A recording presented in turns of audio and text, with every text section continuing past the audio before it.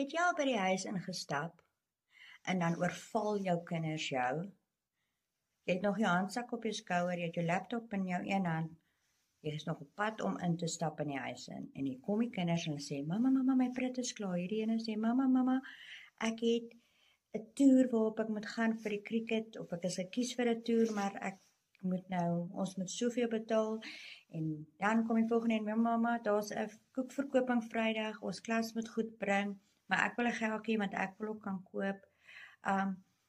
Mamma, my pen is klaar, ek het op die potlode nie, my goed is besig om klaar te raak. En jy besef, maar dit is soos 'n week voor payday. Okay, kan jy nie net iemand se leen nie, ons mag nie leen nie, mamma. Het daai goed al gebeur? Ek is seker dit het, né? En dan kom die woorde uit my mond uit wat sê, ek het nie nou die geld nie, ek kan nie nou vir jou nou prit gaan koop nie. Want ons moet prit hê, want die ander gaan plak nie ordentlik nie. So, ek kan nie. Op my vorige video het ek geplaas van hierdie avontuur waarop ek is, né? Waarvan ek julle wil deel maak en wat ek wil hê julle moet saam met my die reis stap. Dit was 'n situasie soos daai wat gemaak het dat ek gevoel het, weet jy wat?